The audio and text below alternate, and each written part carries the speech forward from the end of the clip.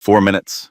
That is how long Rebecca Harris was dead on her kitchen floor, her husband's hands around her throat, her 7-month pregnant belly going still, her heart stopping while he watched.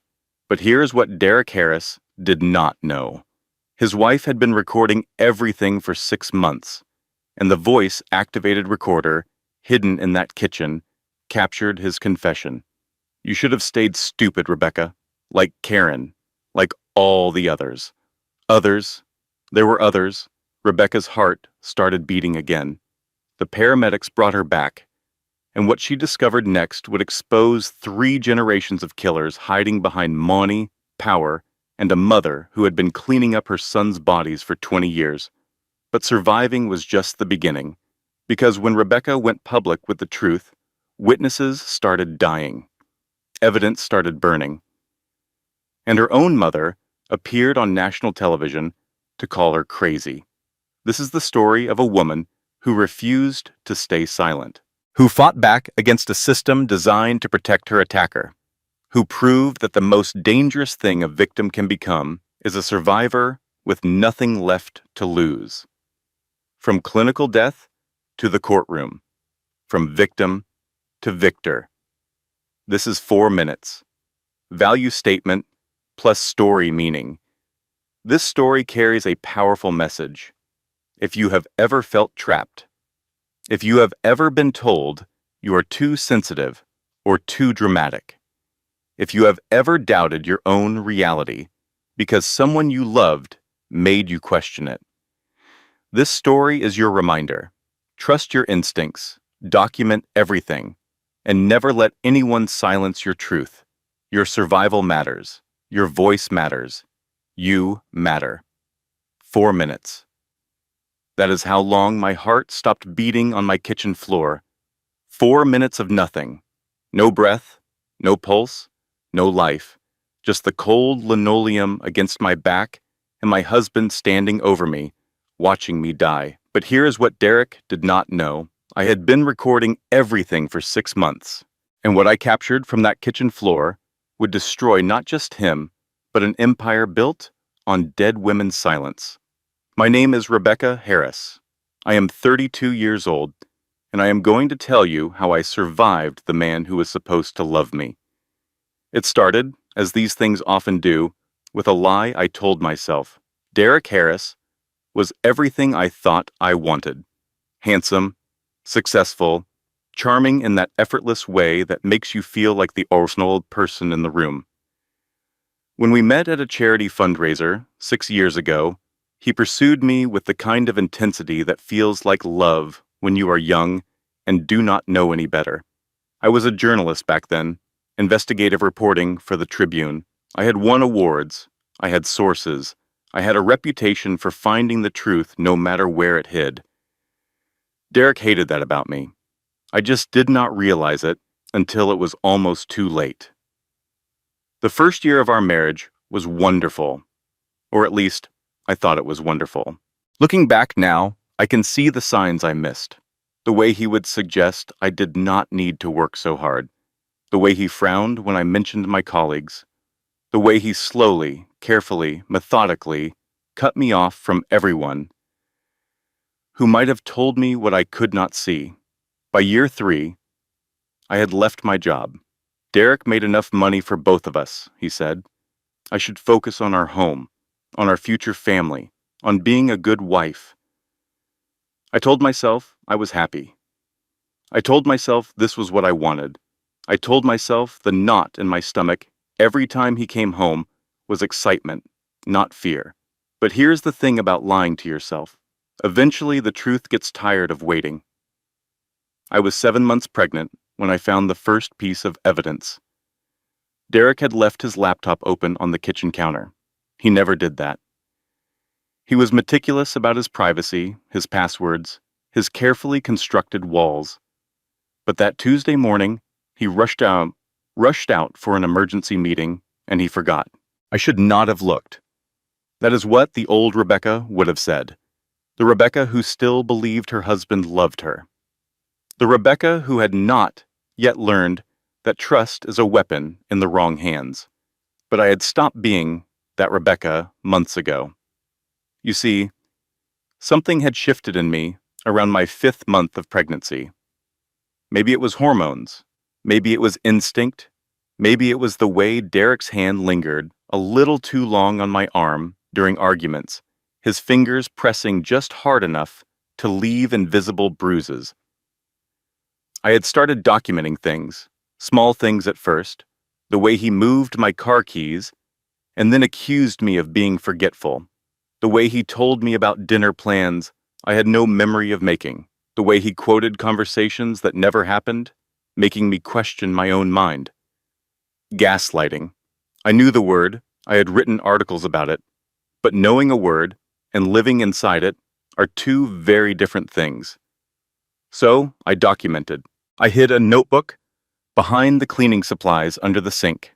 I backed up text messages to a secret email account. I placed a voice-activated recorder in the kitchen, disguised as a decorative candle, and on that Tuesday morning, I looked at my husband's laptop. What I found made my blood run cold. The first file was a spreadsheet, client accounts, transfers, numbers that did not add up. Derek was a wealth manager, handling investments for some of the most prominent families in the city. He had access to over $200 million in assets, and he was stealing from them. $3.2 million skimmed from elderly clients over 18 months, small amounts at first, then larger still. But that was not the worst of it. The second thing I found was a phone bill, a separate account I had never seen, a number I did not recognize. Hundreds of calls and texts to the same contact, labeled only with a heart emoji. My hands trembled as I searched further. The third thing broke me. Photos. A woman. 2 children. A little boy around 4 years old. A little girl maybe 2. They had Derek's eyes, his nose, his smile. And in one photo, Derek stood with his arm around the woman, both of them wearing wedding rings. My husband had another family. I sat at that kitchen counter for a long time. My hand rested on my pregnant belly, feeling my daughter kick, while I stared at evidence of a life I never knew existed. The old Rebecca would have cried. The old Rebecca would have confronted him. The old Rebecca would have begged for an explanation, desperate to believe there was some innocent reason for what she was seeing.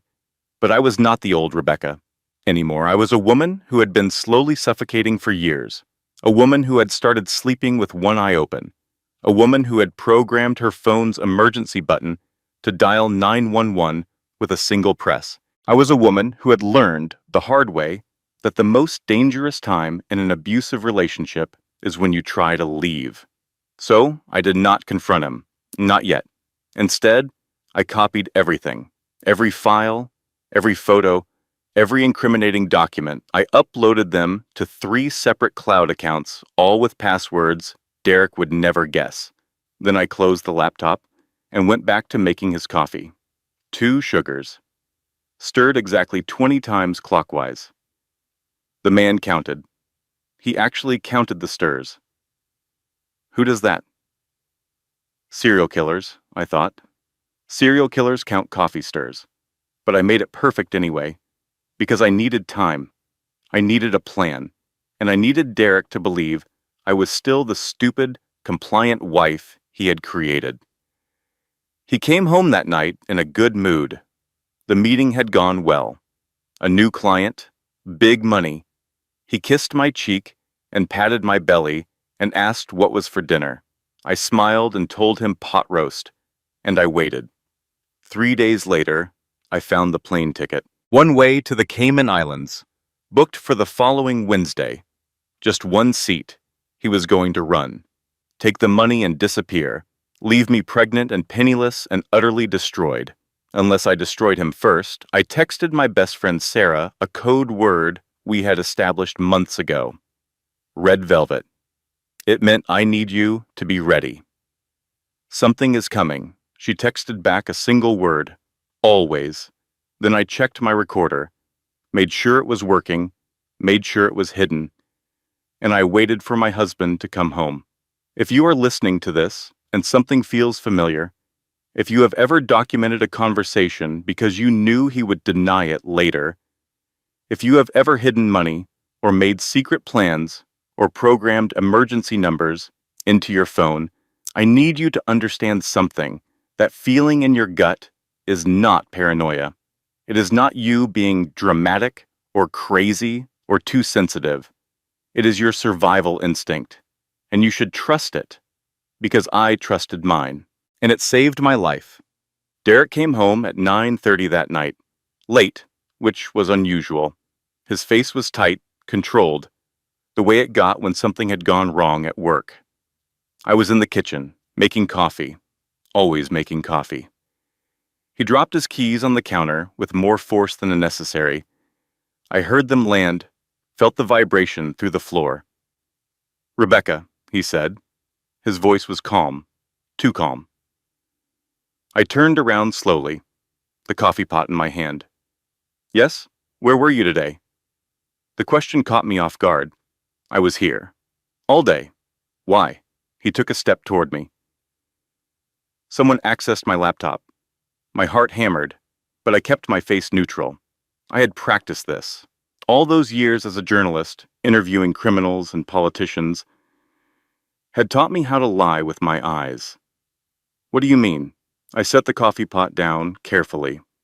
"I have not touched your laptop."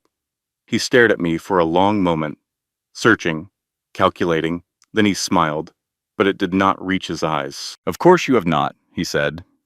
"My mistake." He walked to the refrigerator, opened it, stared inside at nothing.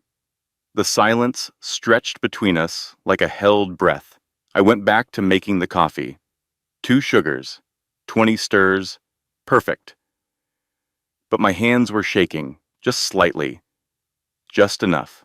"Who is Karen?" I asked. I did not plan to say it. The name just came out. Karen. One of the contacts in his secret phone. A woman he had texted hundreds of times. A woman whose name appeared in old emails I had found. Emails from 10 years ago. Emails that stopped abruptly after a single police report that had been mysteriously dismissed. Derek went very still. "What did you say?" I turned to face him. Something in me had snapped. Maybe it was the plane ticket.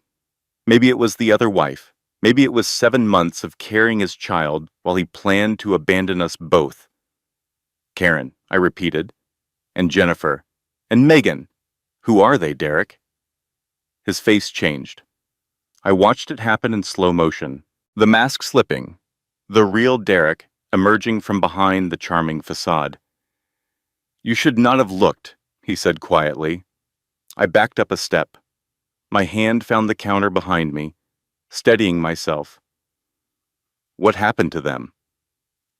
"What did you do?" He moved fast, faster than I expected. His hand closed around my throat before I could scream. The coffee pot fell, shattered on the linoleum. Brown liquid spread across the white tiles like a stain I would never clean. "You should have stayed stupid," Derek hissed. His breath was hot on my face. His fingers tightened.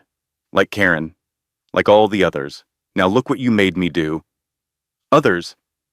The word echoed in my mind as the pressure on my throat increased. There were others. I clawed at his hands. My fingernails scraped against his skin, but he did not flinch. He was too strong. He had always been too strong. My vision started to blur at the edges. My lungs screamed for air.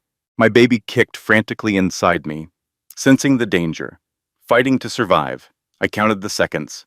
It was all I could do. 1, 2, 3, 4. I had read somewhere that the brain can survive 4 minutes without oxygen. After that, permanent damage. After that, death. 5, 6, 7, 8. Derek's face was above me now.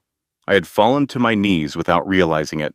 The cold floor pressed against my back. The ceiling light flickered above his head like a dying star. 9, 10, 11, 12. My baby stopped kicking. That terrified me more than my own dying. My daughter had gone still, gone silent. Please, I thought, not the baby. You can kill me, but please not the baby. 13, 14, 15. My hand found my phone. It had fallen when he grabbed me. It was right there, inches from my fingers. I had programmed the emergency button months ago. 3 clicks to call 911. With the last of my strength, I pressed it. 1, 2, 3. Then the darkness took me. I do not know what death looks like for other people. I did not see a white light, or angels, or my life flashing before my eyes. What I saw was ordinary, simple, small. The first time Derek brought me flowers, the way he laughed at my jokes, the positive pregnancy test with its 2 pink lines, the nursery we painted together, soft yellow walls, white furniture, a mobile of paper stars. But underneath those memories, another truth emerged. The first time he raised his voice. The first time he grabbed my arm too hard. The first time he told me I was too sensitive, too emotional, too much. The isolation that happened so gradually, I barely noticed. Friends who stopped calling because Derek always had a reason they should not visit. Family gatherings, he always found a way to miss. 5 years of slowly disappearing. 5 years of becoming a ghost in my own life, and now I was dead. But not for long. Somewhere far away, I heard sirens. Voices. Someone pounding on the door. 911 dispatch. What is your emergency? The line had connected. The operator had heard everything. Derek's confession, my struggle, the sound of me dying. They were coming. I felt hands on my chest. Pressure. Pain. Someone counting compressions. 1, 2, 3, 4, 5. A woman's voice. Sharp and urgent. Come on, come on. Stay with me. 6 minutes. That is what they told me later. 6 minutes of CPR before my heart started beating again. When I opened my eyes, I was in an ambulance. A woman in a paramedic uniform leaned over me. She had kind eyes and braids pulled back in a tight bun. Her name tag said, Jenkins. Did you get my phone? Those were my first words. My voice was barely a whisper. There is a recording. The paramedic, Maya, looked at me for a long moment. Then she smiled. Girl, she said, we got your phone, your recorder, and your husband in handcuffs. You did that. You saved yourself. I started to cry. Not from sadness, from relief, from the realization that I was alive, that my baby was alive, that the evidence I had gathered was safe.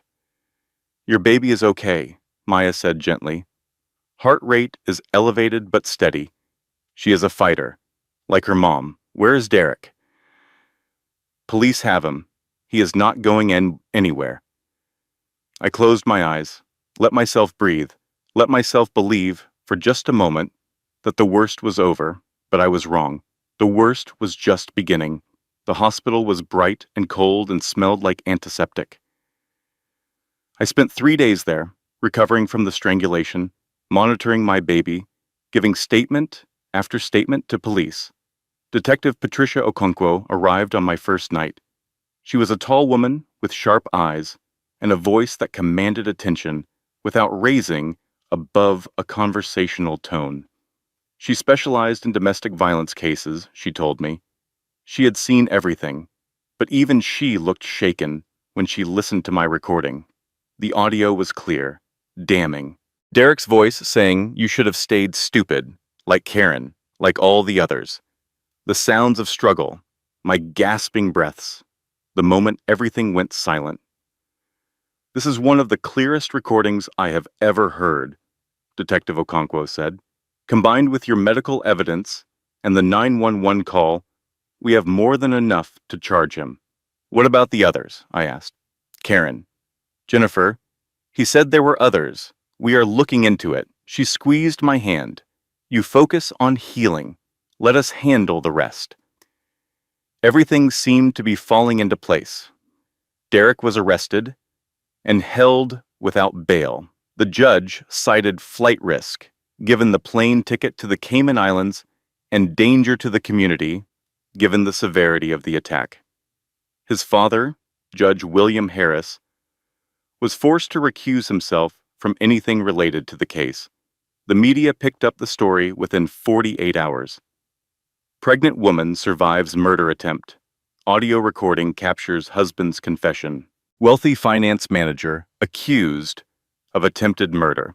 My face was everywhere. My story was everywhere. My best friend Sarah arrived at the hospital with a suitcase and a folder thick with legal documents. I brought 3 things, she announced, dropping into the chair beside my bed. Dry shampoo because you look like death warmed over. A phone charger because yours is at 15% and that is giving me anxiety. And every prenup loophole in the state of California. I laughed. It hurt my throat, but I laughed anyway. We have a prenup? You did. Past tense. Because that bastard violated about 17 clauses when he tried to kill you. She opened the folder. We are going to take everything, Rebecca. The house, the accounts, his retirement fund. Everything. For the first time in days, I felt something like hope. The next week passed in a blur of recovery. My bruises faded from purple to yellow to green. My voice came back, raspy at first, then stronger. My baby kicked and moved and grew, seemingly unaffected by the trauma we had endured together. I moved into a safe house provided by the district attorney's office. Sarah stayed with me. We ordered takeout and watched bad television and planned for a future I was finally starting to believe in. The preliminary hearing was scheduled for the following month. The prosecutor, a fierce woman named Angela Morrison, assured me it was an open and shut case. The recording alone is enough to convict, she said during one of our meetings. Add the medical evidence, the 911 call, and the witness testimony from the first responders. He is going away for a long time. What about the embezzlement? I asked. The second family? That is being investigated separately, but one thing at a time. Let us nail him for attempting to murder you first. I nodded. It made sense. Focus on the strongest case. Build from there. I allowed myself to breathe, to sleep through the night without nightmares, to believe that the system would protect me. I should have known better.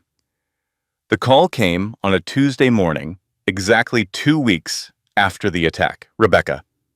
Detective Okonkwo's voice was wrong. Too flat. Too careful. Something had happened. I sat up in bed. What is it? The recording from your phone. The file has been corrupted. I did not understand at first.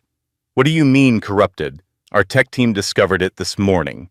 The audio file has been remotely wiped, overwritten with static. It is completely unusable. My blood turned to ice. That is not possible. I backed it up.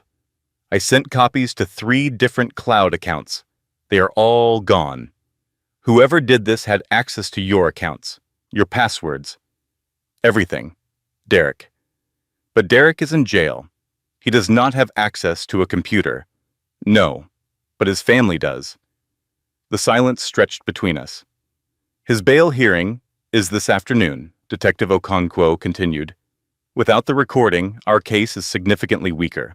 The judge may decide to release him. I could not speak, could not breathe. The evidence I had so carefully gathered, the proof of what Derek had done, was gone, erased, as if it had never existed. What about the recorder? I finally managed. The physical one from my kitchen. We have it, but his lawyers are already filing motions to suppress it. They claim you tampered with it, that the recording was doctored to frame their client. That is insane. I know, but they have experts, expensive experts, and a judge who might listen. I hung up the phone and sat in silence for a long time. Sarah found me like that an hour later, staring at nothing. Rebecca? What happened? They wiped the recording. All of it. He is going to get out. The bail hearing happened that afternoon. Derek's family posted $2 million like it was pocket change. The judge imposed an ankle monitor and a restraining order and ordered Derek to stay with his parents pending trial. I watched the news coverage from the safe house. Derek walking out of the courthouse in a fresh suit, his mother beside him, his lawyer speaking to reporters about misunderstandings and false accusations. He was free. The man who had killed me was free, and I had no proof. If you have ever felt like the system failed you, if you have ever watched someone who hurt you walk away without consequences, I want you to know that you are not alone. The system is not built to protect people like us. It is built to protect people like Derek. But that does not mean we are helpless.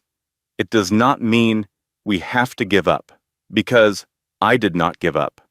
Not then, not ever. I just had to find another way.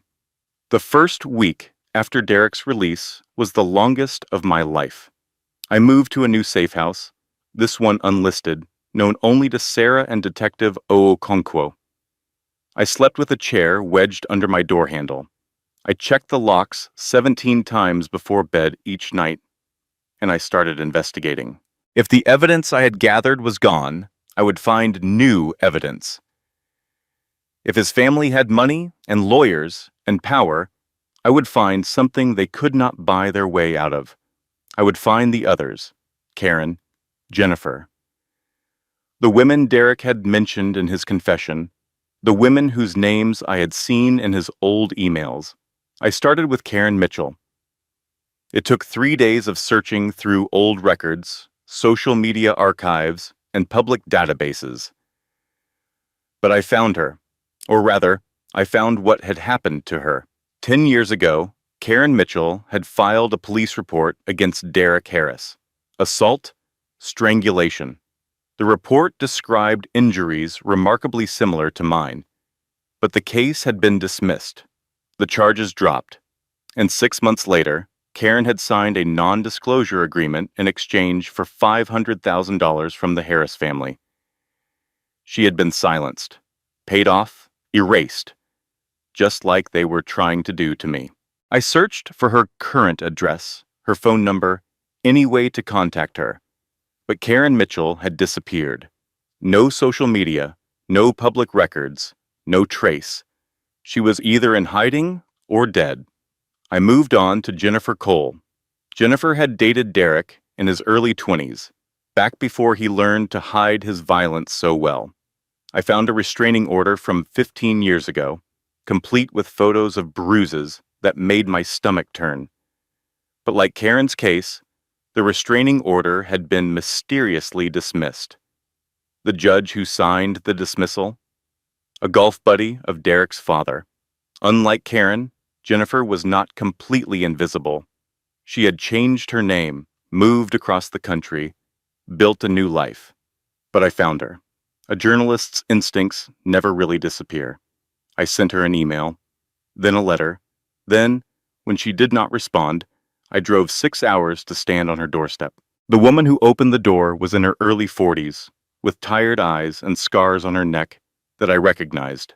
"I know why you are here," she said before I could speak. "I saw the news. I need your help," I told her. "There are others. He is going to keep doing this unless we stop him." Jennifer stared at me for a long moment. Then she stepped aside and let me in.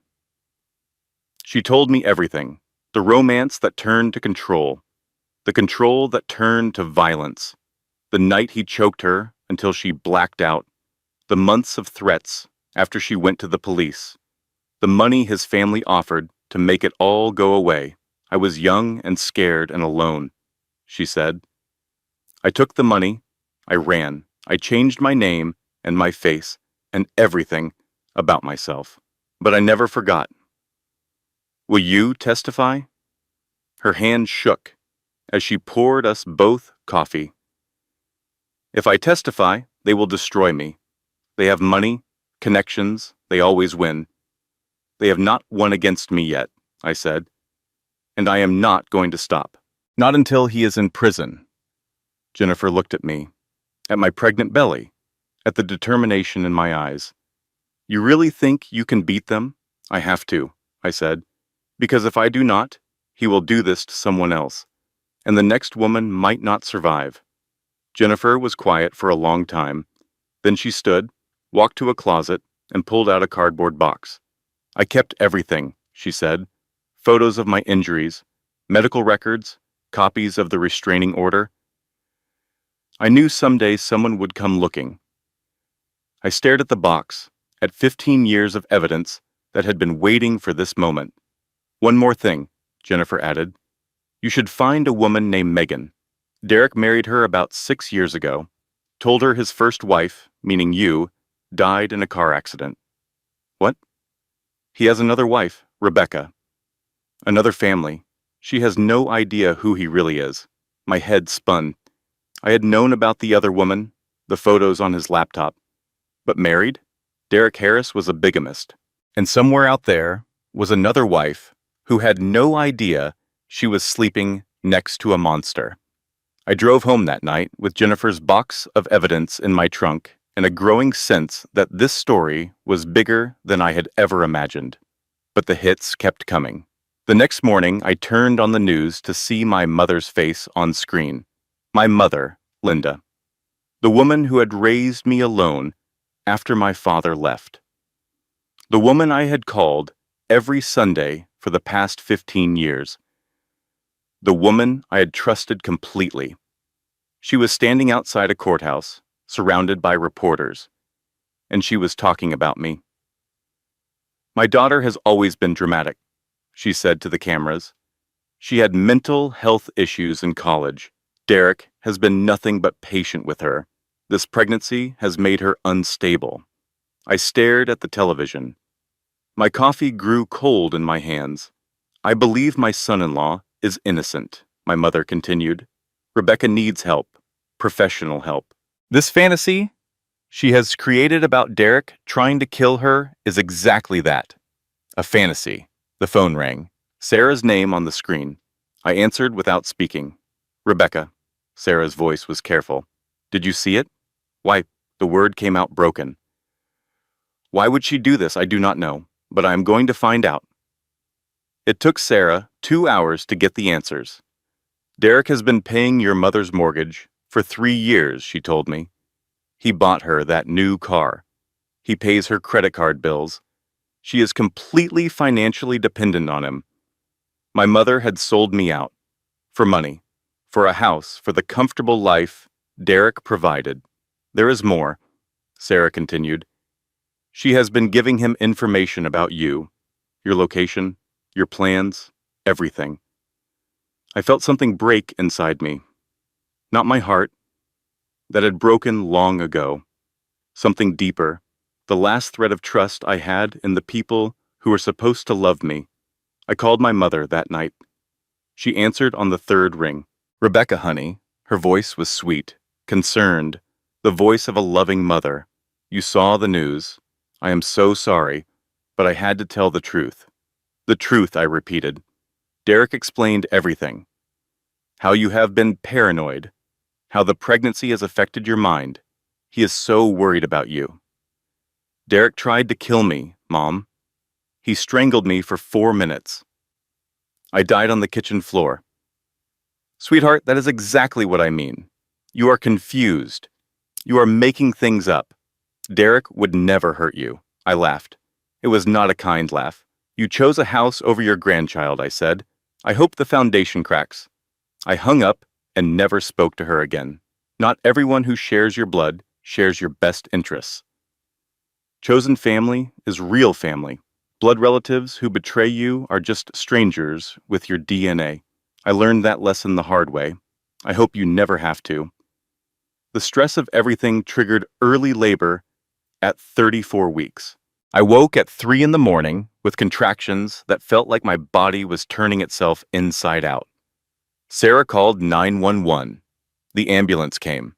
They rushed me to the hospital while I breathed through waves of pain that made me forget everything else. My daughter was coming, ready or not, The labor was hard. 14 hours of pushing and screaming and praying. The doctors warned me the baby might need the NICU, that 34 weeks was early, that there could be complications. But at 6:23 in the evening, Emma Grace Harris entered the world. 5 pounds, 4 ounces, tiny and red and screaming with healthy lungs that announced her existence to everyone in earshot. They placed her on my chest, and I cried. I cried for the child I almost lost, for the mother I had to become, for the future I was determined to give her. "You saved me," I whispered to her. That night in the kitchen, your heartbeat kept me fighting. You saved me. Emma's tiny hand wrapped around my finger and held on tight. The peace lasted exactly 37 hours. I was half asleep in my hospital room, Emma in the bassinet beside me, when the door opened. Derek walked in. Behind him was a man in a suit carrying papers. Behind them both was a security guard who looked apologetic. I sat up so fast I nearly tore my IV out. "What are you doing here? Get out!" Derek smiled, the same charming smile he used on clients and colleagues, and everyone who did not know what he really was. "I am here to see my daughter," he said. "I have a court order." He held up the papers. I could not read them from across the room, but I saw the official stamps, the signatures. "I also have a court order for a paternity test," he continued. "Just to be certain. Get out of my room. Rebecca, let us be reasonable." He took a step closer.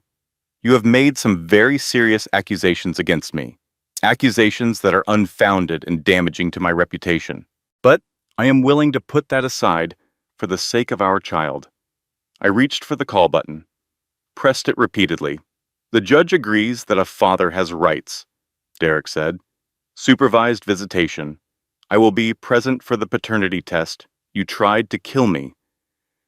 "That is your version of events." His eyes met mine, cold, empty, the eyes of the man who had watched me die. "My version is different, and my version has very expensive lawyers."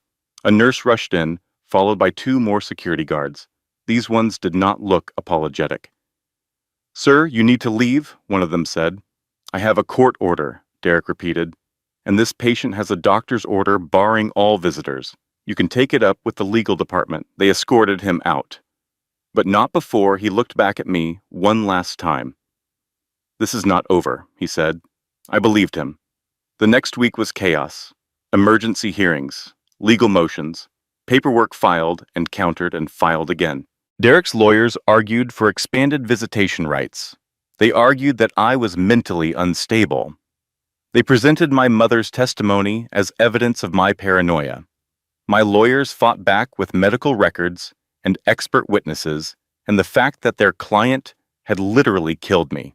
But Derek had money, power, connections built over generations, and I was just one woman with a newborn baby and dwindling resources. The judge ruled in my favor, barely, supervised visitation only, 1 hour per week, a social worker present at all times. I thought I had won. But winning against the Harris family was like fighting fog. They reformed and attacked from a different angle. Detective Okonkwo called me 2 days after I brought Emma home. "I have good news and bad news," she said. "Start with the good. We found Karen Mitchell. She is alive, living in Oregon under a different name. She agreed to meet with prosecutors. My heart leaped. And the bad news? We went to pick up Jennifer Cole this morning to discuss her testimony. She changed her mind, said she does not want to get involved." "What?" "But she gave me evidence. She said she would help." Something spooked her. Detective Okonkwo paused. "Also, there was a fire at her house last night." "A fire?" "Ruled accidental. Electrical fault. But all her evidence is gone. Everything she had on Derek. Destroyed." I sat down heavily. Coincidence? In my experience, there is no such thing. Karen Mitchell agreed to meet me in a diner in Portland. Neutral territory, public space, safe. She was in her late 30s now, but she looked older, tired, worn down by years of looking over her shoulder. "I know why you are here," she said before I could speak. "I saw what happened to Jennifer. You think they set the fire. I know they did." She wrapped her hands around her coffee cup. "The Harris family does not lose. They just make problems disappear. You survived. I survived." "We do not have to disappear," Karen laughed bitterly. "You think you are the first woman to fight back? There have been others, women who tried to press charges, women who tried to tell the truth. What happened to them? Some took the money and ran. Some had accidents, car crashes, drownings. One fell down the stairs at her apartment building." Karen met my eyes. "You survived, Derek. But surviving his mother is something else entirely." "His mother?" "Victoria Harris runs that family. Always has. Derek's father is a judge. But Victoria is the power. She decides who gets paid off and who gets eliminated. Eliminated. The word hung in the air between us. She has been cleaning up Derek's messes since he was 16, Karen continued. That is when it started. His first girlfriend. He put her in the hospital. Victoria made it go away. How do you know this? Because Victoria came to me herself. Right after I filed charges, she sat across from me, just like you are sitting now, and she explained my options. Karen's hands shook as she lifted her coffee. She said I could take the money and start over, or I could keep fighting and see what happens. You took the money. I was 23 years old. I was terrified, and I believed her when she said she would destroy me. Karen set down her cup. I have regretted it every day since. But I am still alive. That is more than some women can say. Will you testify? She was quiet for a long time. If I testify, she finally said, Victoria will come for me. She will come for everyone I love. She is going to keep doing this, I said. Derek will hurt someone else, kill someone else, unless we stop him. I know. So help me stop him. Karen looked out the window at the rain falling on empty streets. I will think about it, she said. I drove home that night with more questions than answers. Victoria Harris, the real power behind the family, the cleanup crew who made victims disappear. If I was going to take down Derek, I had to take down his mother too. But how? The answer came 3 days later. I was researching Victoria's background when I stumbled across an old news article, 20 years old, a brief mention of a domestic disturbance at the Harris family home. Victoria's first husband, before she married Judge William Harris, had been arrested for assault. The victim was not named, but the article mentioned she was his wife. I dug deeper, found more articles, more hints, more pieces of a puzzle that went back decades. Victoria had been in an abusive marriage. She had escaped, started over, married a powerful man who could protect her, but somewhere along the way, the victim had become the accomplice. The woman who survived abuse had raised a son who perpetuated it. I did not feel sorry for her. You do not protect monsters because you were once hurt by one, but I understood her now. Understood what I was up against. A woman who had learned that power was the only protection. A woman who would do anything to keep her family safe, no matter how many bodies piled up. I was going to need help. I called Detective Okonkwo, told her everything I had learned about Victoria, about the pattern of disappearing witnesses, about the fire at Jennifer's house. This is bigger than one domestic violence case. I said, I said. This is a criminal conspiracy. I know, she replied, but proving it is another matter. The Harris family has been covering their tracks for decades. Then we need to make them slip. We need to do something they do not expect. What do you have in mind? I thought about it. About Karen hiding in Oregon. About Jennifer's burned house.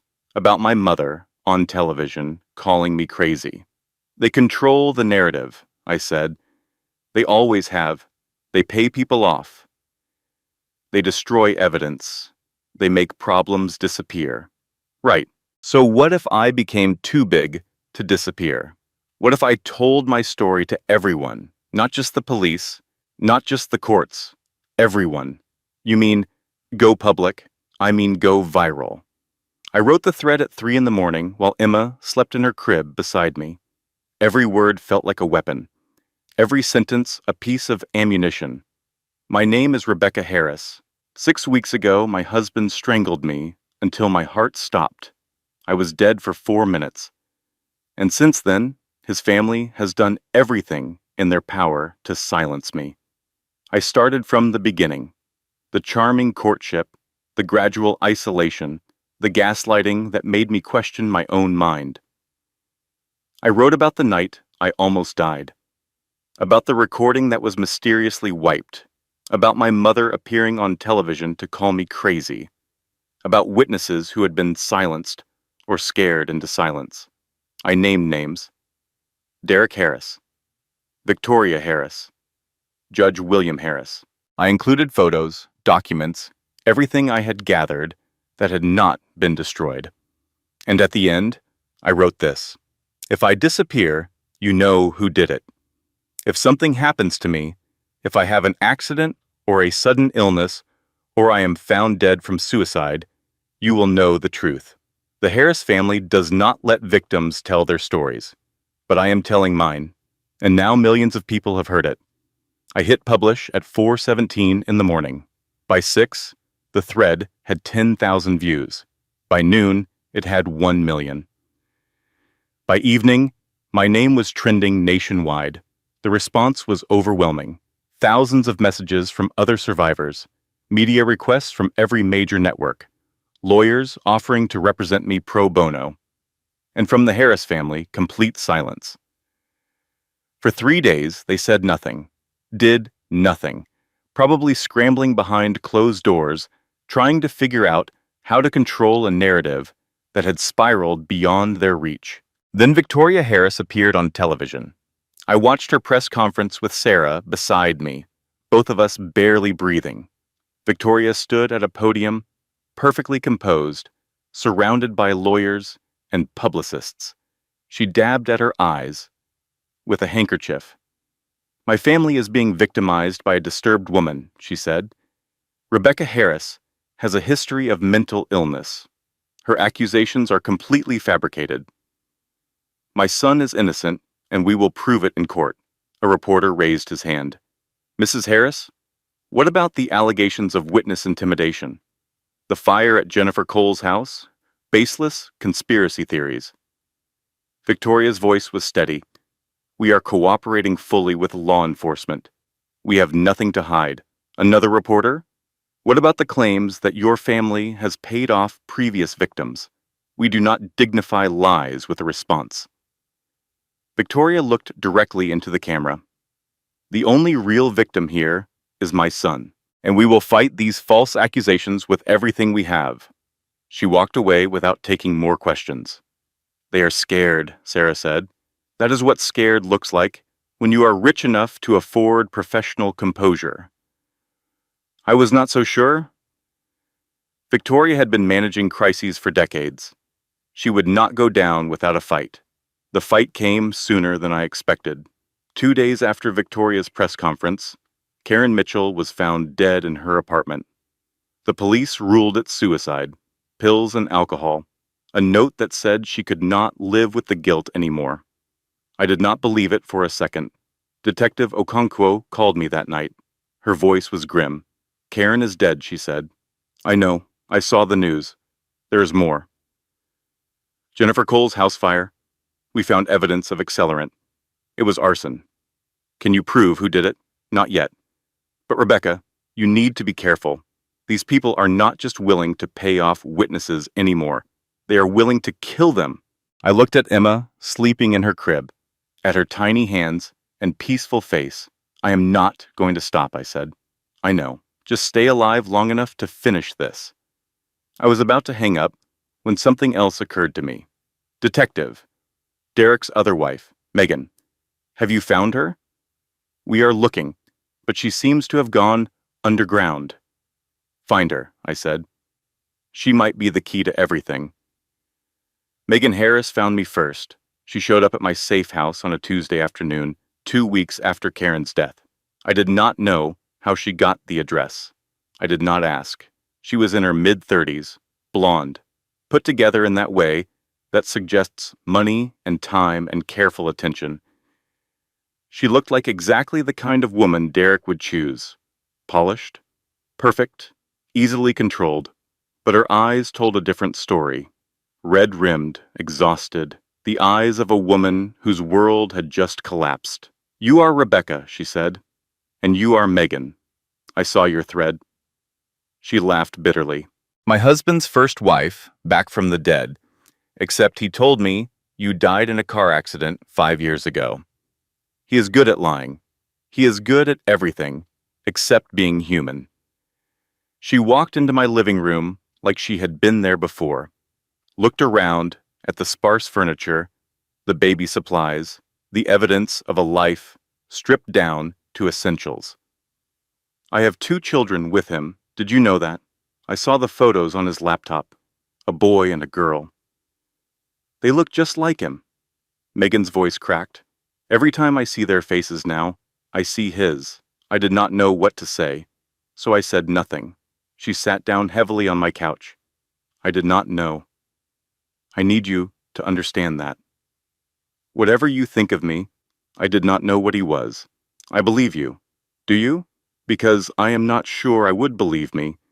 I sat across from her, studied her face, saw the same shell shock I had felt when I first learned the truth. "He told you I died," I said. "What else did he tell you? That his first marriage was tragic but brief, that he was heartbroken but ready to love again, that I was the one who could heal him." She laughed again. "God, I actually believed that. I thought I was special. We all think we are special. That is how they get us." Megan reached into her purse, pulled out a folder thick with papers. "I started digging after I saw your thread," she said, quietly, carefully, without letting him know. "And I found things, bank accounts I did not know existed, properties in other countries. And these," she handed me the folder. Inside were photos. A woman I did not recognize, bruises on her face, her arms, her neck. Medical records documenting multiple injuries over several years. "Who is this?" "Victoria Harris." Megan's voice was quiet. "Derek's mother. 30 years ago, before she married the judge." I stared at the photos, at the woman who had become my enemy, at the victim she had once been. "She was in an abusive marriage," Megan continued. "Her first husband nearly killed her. She escaped, married Judge Harris, built a life. But look at the dates on those medical records. Look at when the abuse started." I looked. The first injury was documented when Victoria was 23 years old. The last was when she was 27. 4 years, I said. 4 years of hell. And then she got out. Married money, power, protection. Megan met my eyes, but she did not stop the cycle. She just found a way to control it. She raised Derek to be like his father. Worse.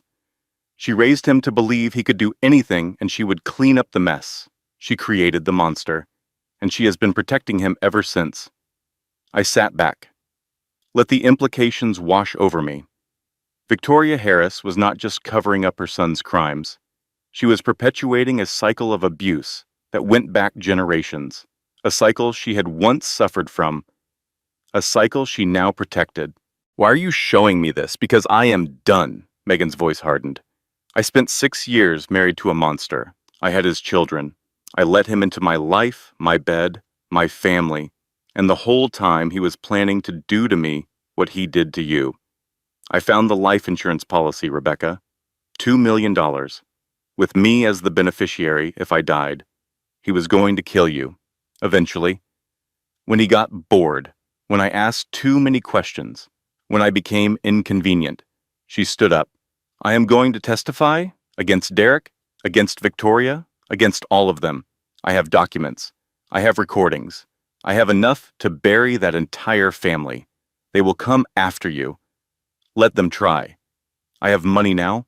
I have lawyers, and I have absolutely nothing left to lose. We stood there, two women who had loved the same monster, two wives who had nearly become two corpses. Welcome to the club, I said. We have matching trauma. Do we have t-shirts? Not yet, but we do have a court date. The trial began on a cold morning in March, 8 months after Derek Harris strangled his pregnant wife to death.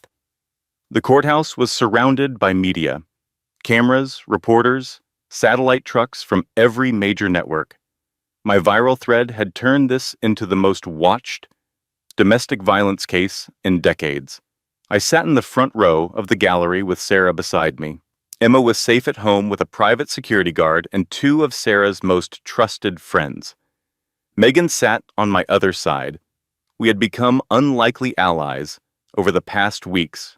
Two women bonded by shared trauma and a common enemy. Derek was led in wearing a suit that probably cost more than my monthly rent. He looked thinner than I remembered. Prison had not agreed with him. Good, I thought. Let him suffer. Victoria sat behind the defense table, composed, regal, every hair in place. She did not look at me. The prosecutor, Angela Morrison, had built a devastating case. First, she presented my medical evidence. Photos of my bruised throat, expert testimony explaining that the injuries were inconsistent with a fall or self-harm. Documentation of the 4 minutes my heart had stopped. Then she called the first responders. Maya Jenkins, the paramedic who had saved my life, described the scene in clinical detail.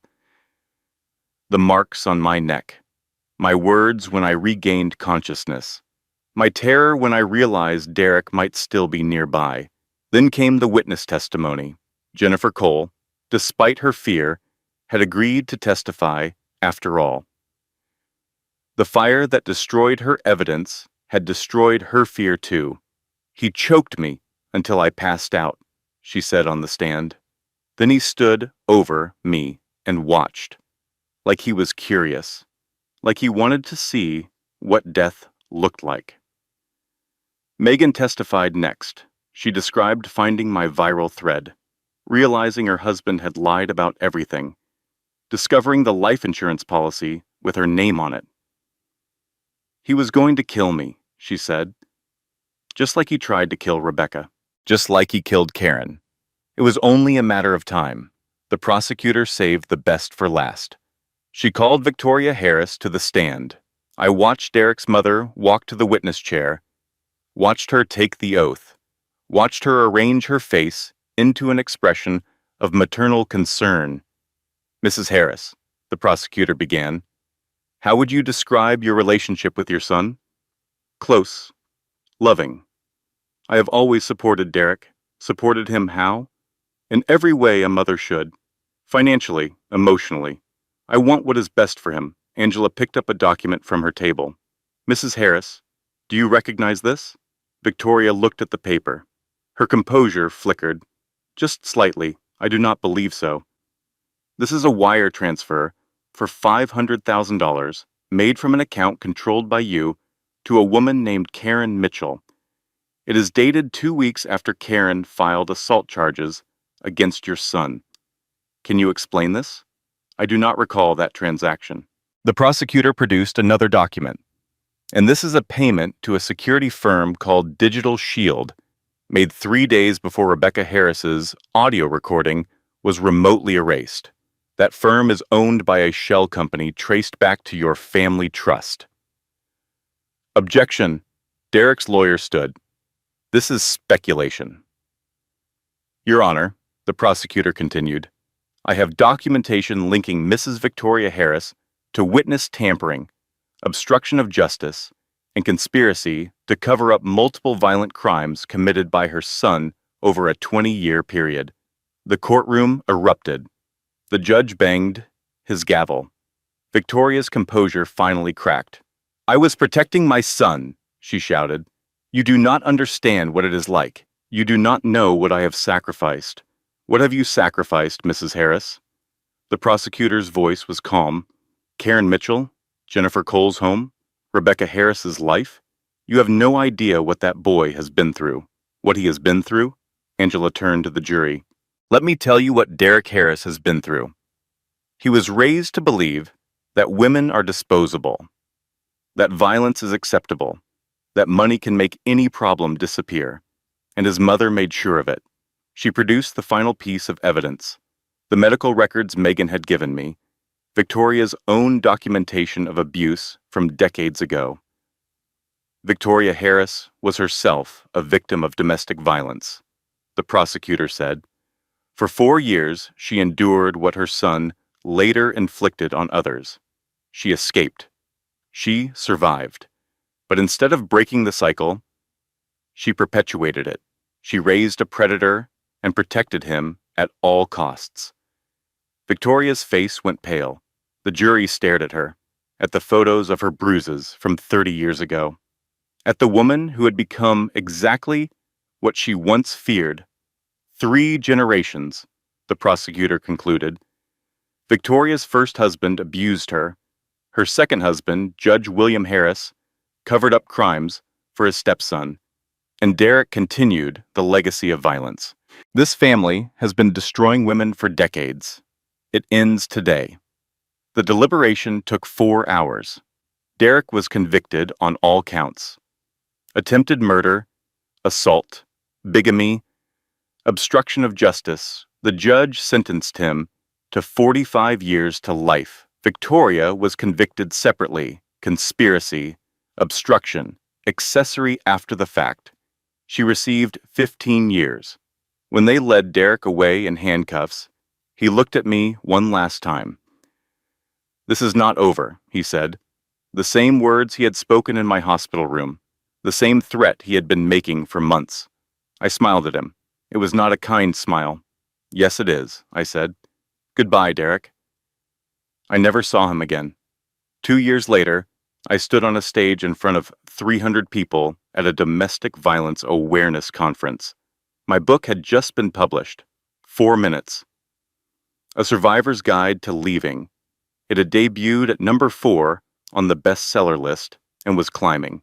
More importantly, I had founded a nonprofit called First Response. We help survivors document their abuse safely, connected them with legal resources, and provided emergency funds for women trying to escape. I looked out at the audience. Survivors, social workers, law enforcement, advocates, people who understood.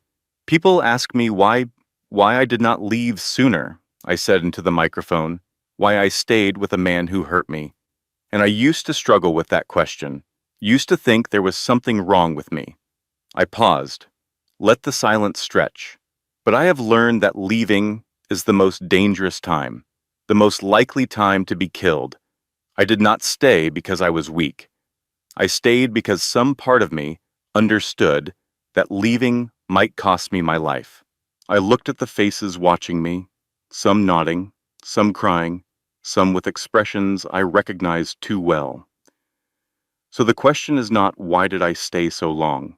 The question is, how did I survive leaving? And the answer is, I did not do it alone.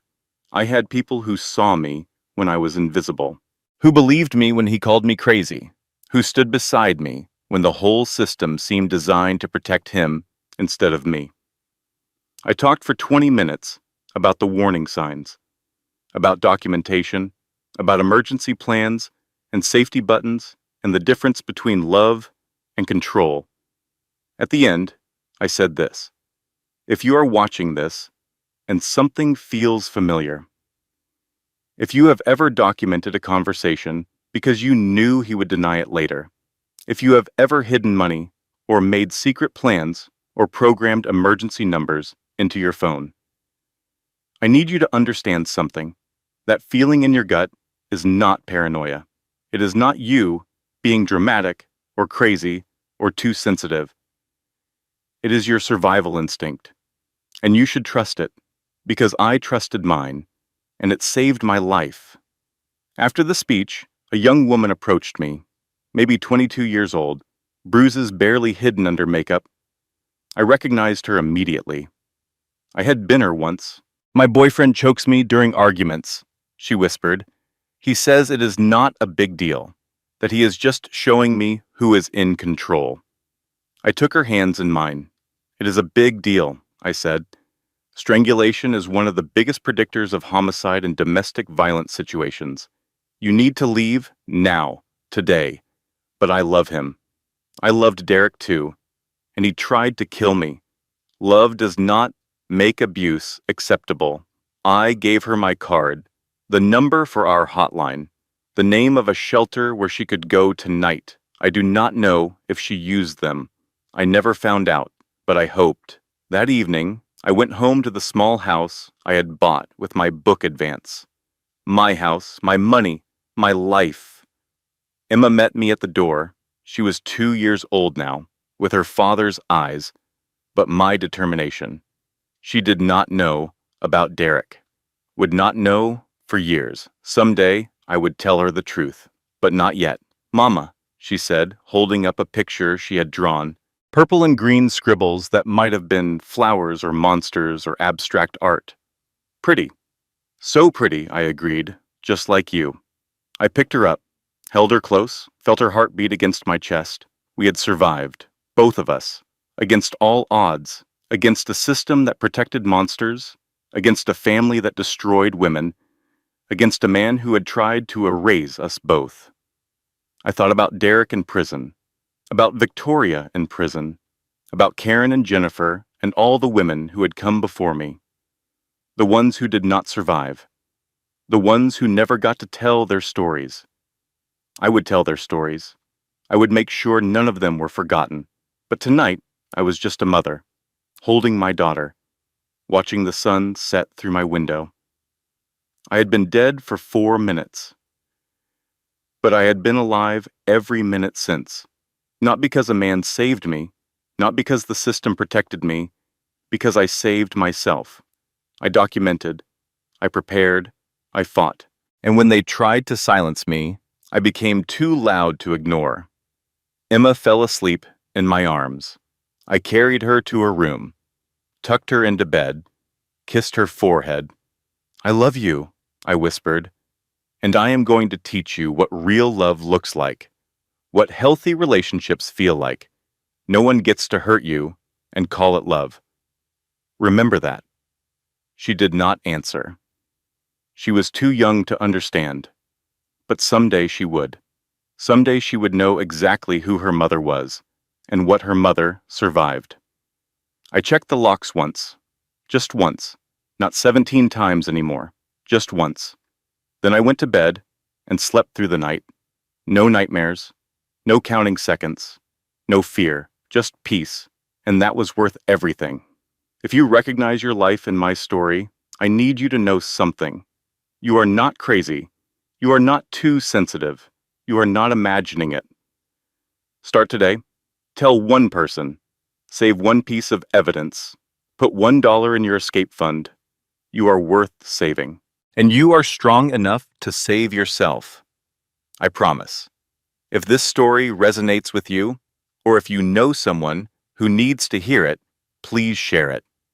Your like helps this message reach more people who might be suffering in silence right now. Your comment lets us know these stories matter to you. And if you want more content that empowers, inspires, and reminds you of your own strength, hit that subscribe button and turn on notifications. Together, we can make sure no survivor ever feels alone. Now, let us begin. Closing statement. Thank you for staying until the end. This content was carefully researched, developed, and manually edited by our team to bring meaningful lessons and genuine value to your life. We believe stories have the power to heal, to inspire, and to save lives. If this one touched your heart, carry its message with you. And remember, you are stronger than you know. Until next time.